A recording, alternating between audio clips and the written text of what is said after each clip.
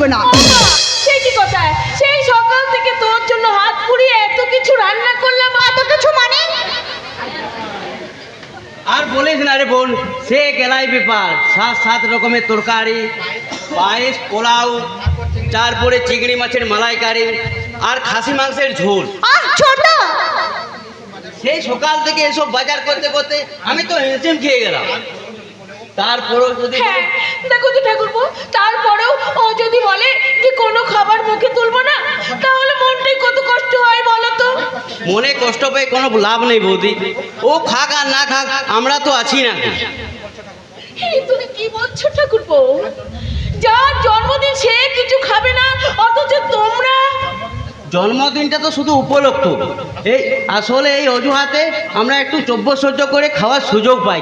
ছোট, তুই তো জানিস সোনালে, আমাদের বৌদির হাতে রান্না ওই 5 স্টার হোটেলকেও হার মানায় না। মানিস তো চল একবার খেয়ে দেখবি।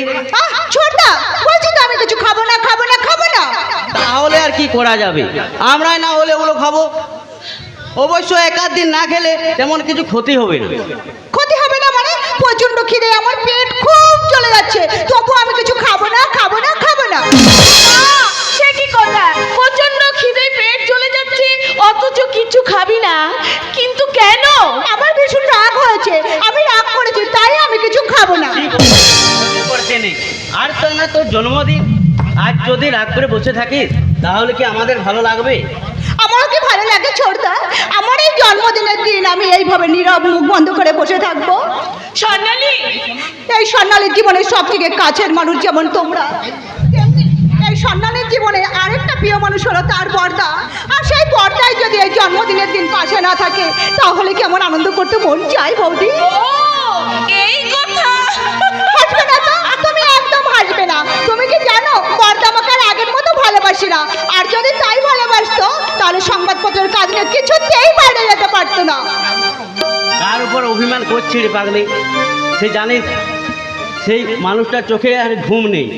তোর জন্যে এই জন্মদিনের অনুষ্ঠানটা সুন্দর করে উদযাপন করার জন্য সে কত কিছু না করেছে। ছোটদা, তুই কি কি খেতে ভালোবাসিস সে তাই সব নিজে গিয়ে কিনে এনেছে।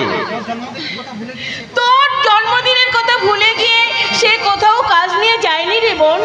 সে তোর জন্য না একটি সুন্দর শাড়ি কিনতে গেছে। কি বললে বৌদি? দাদা আমার জন্য শাড়ি কিনতে গেছে? শুধু শাড়ি কিনতে নয় রে পাগলি, সেই সঙ্গে গেছে তোর এই জন্মদিনের অনুষ্ঠান থেকে আমন্ত্রণ জানাতে গেছে স্বরূপকে। ছোটদা, এবার আমিও যাই কেমন? প্রতিবেশীদের নেমন্তন্ন সারা হয়নি। মানুষটা অফিস থেকে ফিরে এসে যখন শুনবে যে এখনো নেমন্তন্ন সারা হয়নি, তাহলে মানুষটা না আমাকে ভীষণ বকাবকি করবে। আমি এখন যাই কেমন? বৌদি, বৌদি। আমার মনের মানুষ স্বরূপকে তোদের আমন্ত্রণ করতে হবে না রে ছোটদা। তাকে যে আমি অনেক আগে আমন্ত্রণ করে রেখেছি। আজও আমার স্বপ্নের মতো মনে পড়ে সেই দিনটির কথা, যেই দিন আমরা দীঘা সৈকতে ঘুরতে গিয়ে ইচ্ছে করে ঝাউবনে লুকিয়ে পড়েছিলাম। আর স্বরূপ আমাকে দেখতে না পেয়ে এসে বলেছিল,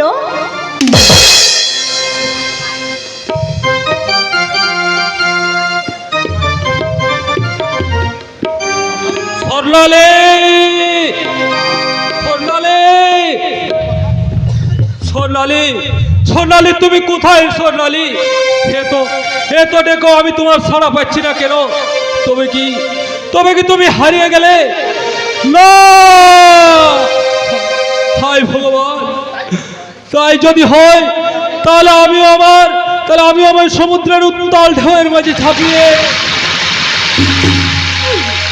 কি করছো তুমি?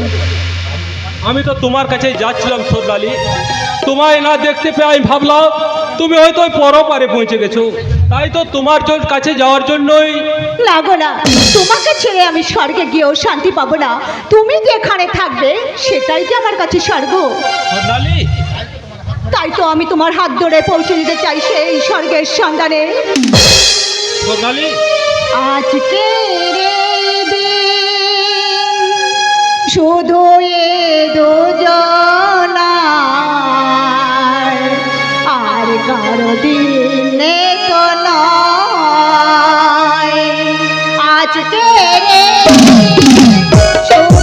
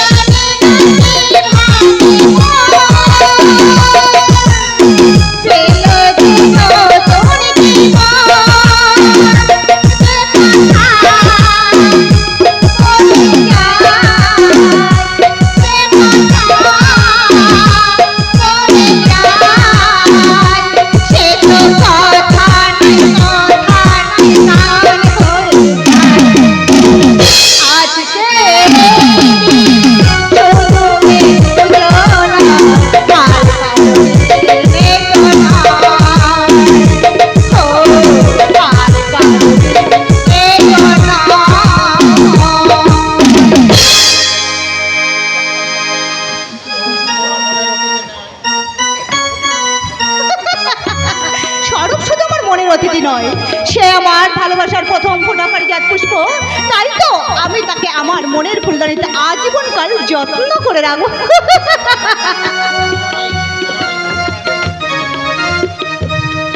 তার আগেই তোমার যৌবনের মধুটাকে আমি একবারেই আবার কামরার কলসি দিয়ে কানায় কানায় ভরিয়ে নেব। আমি এখানকার বেলায় ভুজঙ্গ না মারে আমি ওই কখনো কেউটের মতো ছবল মারি না, ওই অজগরের মতো আস্ত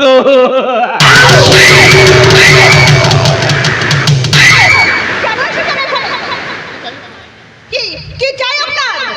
তোমার যৌবনের মৌবনে মধুকর হয়ে একটু খেলা করতে চাই সুন্দরী।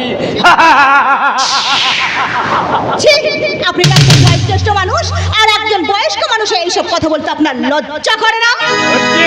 করছে আমার ভীষণ ভীষণ লজ্জা করছে। তুমি তো আমার হাঁটুর বয়সী, তাই তোমার সামনে কথাগুলো বলতে আমার ভীষণ ভীষণ লজ্জা করছে। তাই কথাই বলে কাজে আমি আমার ইচ্ছেগুলো প্রকাশ করতে চাই। আপনি আমার দিকে এগিয়ে আসছেন কেন? যান বলছি, এখান থেকে বেরিয়ে যান। তোর আদর্শ বলতো তাই বিপ্লব মুখার্জি তার লেখনের ভোতা অস্ত্র দিয়ে আমার এই উঁচু মাথাটা নিচুতে কমাতে চায়। তার আগে আমি ওই লেখনের অস্ত্রটাকে ভোতা করে দেব।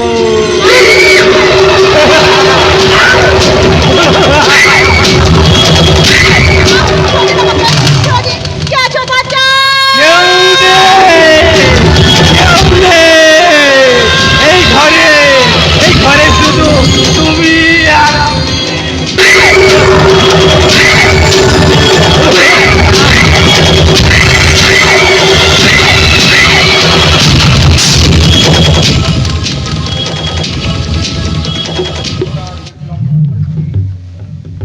রিপোর্টার বিপ্লব মুখার্জি,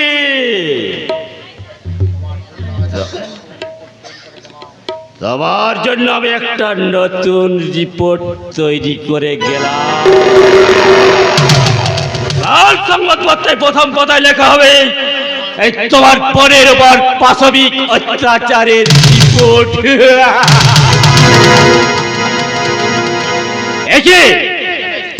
কে যেন এদিকে আসছে? Very good. এই ভোজগোলাককে তার সমস্ত অপরাধ থেকে মুক্তি দিতে এগিয়ে আসছে তার এই ভালোবাসার রাজকুমার।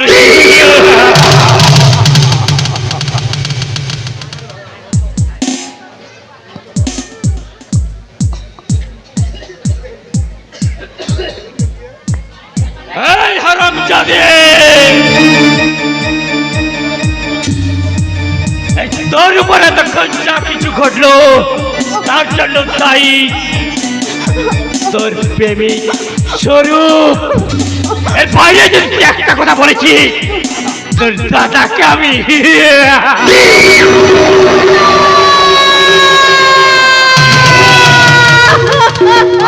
ভুজঙ্গ মানে সাপ, তবে আমি ওই কখনো কেউটের মতো ছবল মারি না, ওই অজগরের মতো আস্ত গিলে খাই।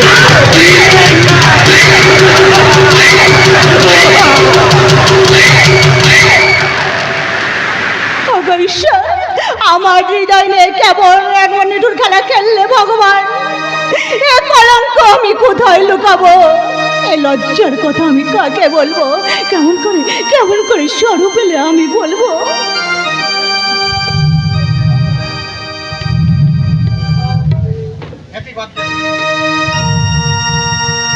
বহুদূর থেকে এ কথা দিতে এলাম উপহার।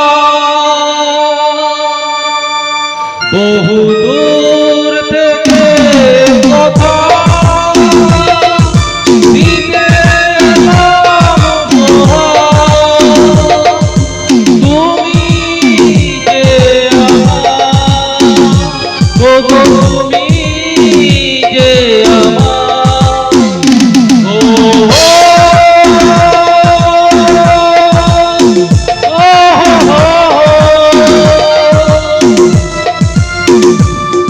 ও আমার মাটি ভূমি স্বর্গ করেছ তুমি। আমার মাটি ভূমি স্বর্গ করেছ তুমি। পড়ে গেল মন, ভরল জীবন, চাই না তো কিছু আর। দূর থেকে এ কথা দিতে এলাম উপহার। তুমি যে আমার, ও তুমি যে আমার, ও হো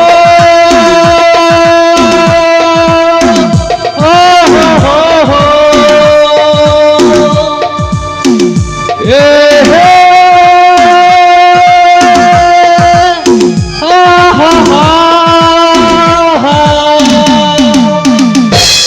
হ্যাপি বার্থডে টু ইউ। এই নাও স্বর্ণালী, তোমার জন্মদিনে দেওয়া আমার এই ক্ষুদ্র প্রীতি উপহার। না না, তুমি আমাকে স্পর্শ করো না। তুমি এখান থেকে চলে যাও স্বরূপ, তুমি এখান থেকে চলে যাও। তোমার চোখে জল, তোমার কণ্ঠস্বর কেমন যেন অস্বাভাবিক। তুমি তুমি কি অসুস্থ স্বর্ণালী? না না, আমি সম্পূর্ণ সুস্থ, আমি সম্পূর্ণ সুস্থ। তুমি এখান থেকে চলে যাও স্বরূপ, তুমি এখান থেকে চলে যাও। কিন্তু কেন স্বর্ণালী? তুমি নিজেই তো তোমার জন্মদিনে আমায় নিমন্ত্রণ করেছিলে, তাহলে এখন আমার এই উপহার গ্রহণ না করে কেন আমায় চলে যেতে বলছো স্বর্ণালী? আমি কিছু জানি না, আমি কিছু জানি না স্বরূপ। শুধু তোমাকে আমি হাত জোর করে অনুরোধ করছি, তুমি এইখান থেকে চলে যাও, চলে যাও, চলে যাও। নাহলে এক্ষুনি দাদা এসে আমাকে বলবে। স্বর্ণালী, স্বর্ণালী, বোন শাড়িটা কেমন হয়েছে? এ কি রে বোন, থমকে দাঁড়িয়ে গেলি কেন? তোকে দেখে মনে হচ্ছে তোর উপর যেন কত ঝড় বয়ে গেছে। দাদা, আয় বোন আয়, কাছে আয় বোন, কাছে আয়। দাদা দাদা বলে সে আগের মতো তুই আমার বুকে ঝাঁপিয়ে পড়। না দাদা না, আমি আমার দু হাত দিয়ে তোর সব বেদনার অশ্রুটুকু মুছিয়ে না দেবো। দাদা না, এই কলঙ্কের দেহটা তুমি আর স্পর্শ করো না দাদা। কি বললি স্বর্ণালী তুই? হ্যাঁ দাদা হ্যাঁ, একটা শয়তানের লালসার শিকারে হয়ে গেছে তোমার এই বোনের সতীত্ব নষ্ট, তাই তো তোমার বোন স্বর্ণালী আজ কলঙ্কিনী ধর্ষিতা।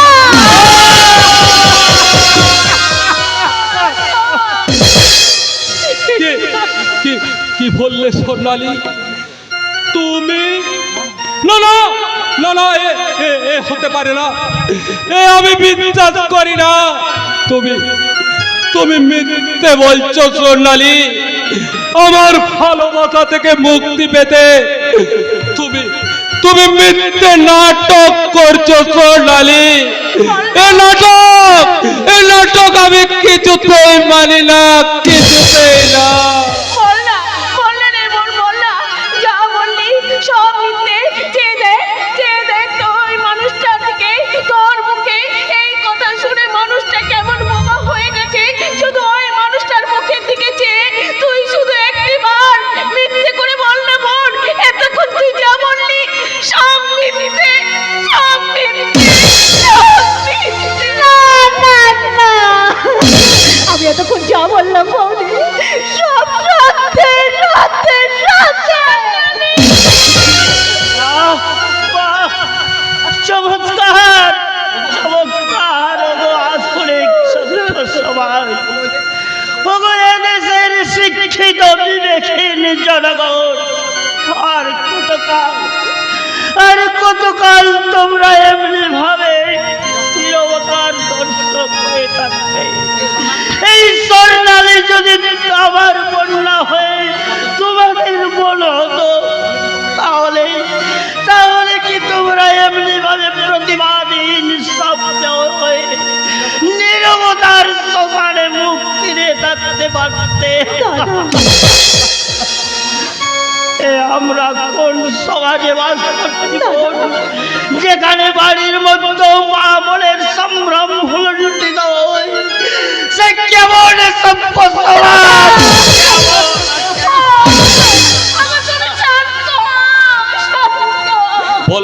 বলো স্বর্ণালী, বলো কে সেই জানোয়ার যে তোমার নিষ্কলঙ্ক মনে ছিটিয়েছে কলঙ্কের কালি? আমি তার এই বুকের রক্ত দিয়ে আমার সমস্ত কলঙ্ক তোমার ধুয়ে দেবো স্বর্ণালী, তোমার সমস্ত কলঙ্ক ধুয়ে দেবো। তুমি একবার বলো সে কে জানোয়ার, সে কে? তুই আর চুপ করে থাকিস না বোন। এই হারামজাদি, তোর সঙ্গে এতক্ষণ যা কিছু ঘটেছে এর জন্য দায়ী তোর প্রেমিক ওই স্বরূপ।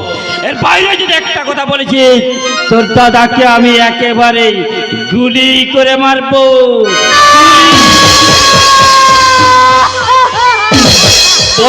বলো স্বর্ণালী, বলো। বল স্বর্ণালী, বল কে সর্বনাশ করেছে? বল বোন, বল কে সেই শয়তান? আমার ছিল তাহারি করেছে এই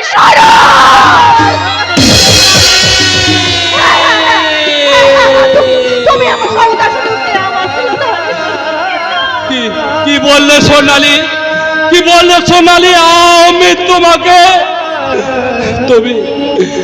তুমি চুপ করো সোনালি, তুমি চুপ করো। লাল আমার এই মিথ্যের ভারে এই সত্যের পৃথিবীটা ভেঙে চৌচির হয়ে যাবে, বাতাস চিরতরে স্তব্ধ হয়ে যাবে, মিথ্যে হয়ে যাবে ভালোবাসার মধুর সম্পর্ক সোনালি, মিথ্যে হয়ে যাবে ভালোবাসার মধুর সম্পর্ক। কেন তুমি এই কাজ করলে ভাই? কেন তুমি এই কাজ করলে? আমরা তো তোমাদের সম্পর্ক মেনে নিয়ে তোমাদের বিয়ে দিতে চেয়েছিলাম, তাহলে কেন তুমি স্বর্ণালীর সর্বনাশ করলে? আপনারা বিশ্বাস করুন বৌদি, এই কাজ আমি করিনি। যাকে আমি আমার জীবনের চেয়েও বেশি ভালোবাসি, আমি কি তার কোনো ক্ষতি করতে পারি বৌদি? তার কি কোনো ক্ষতি করতে আমি পারি? সাধু শান্তি চাইতিস, আইনার শয়তান। আমার করে সর্বনাশ করে কখনো তুই রায় পাবি না। তোকে তোকে আগে আমি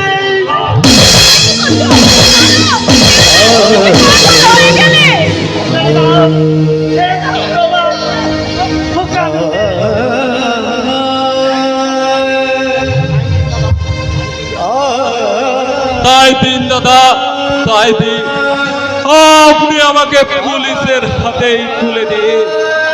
সোনালি, সোনালি, তুমি নীরব কেন?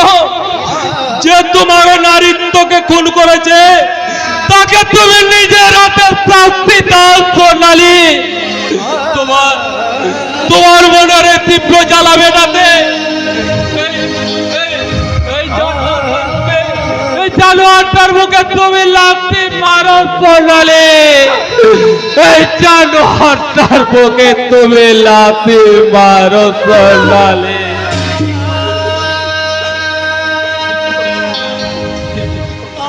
ঠিকই বলেছো সোনালি, যে তোমাকে নিঃস্বার্থ ভাবে অন্যের মতো ভালোবেসে মহাঅপরাধ করেছিল, এটাই তো তার একমাত্র শাস্তি হওয়া উচিত। সোনালি, এটাই তো তার একমাত্র শাস্তি হওয়া উচিত।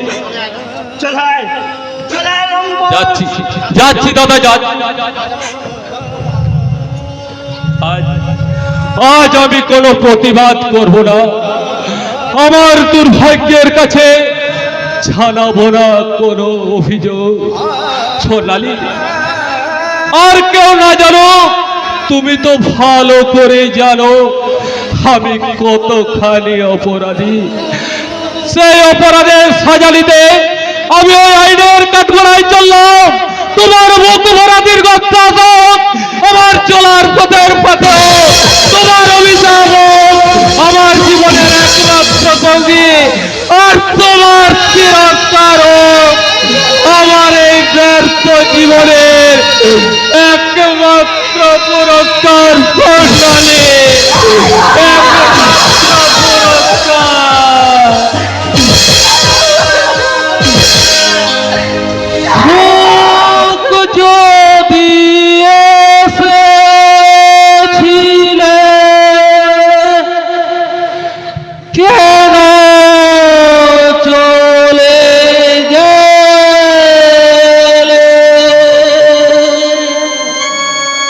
কোন জনমের তুমি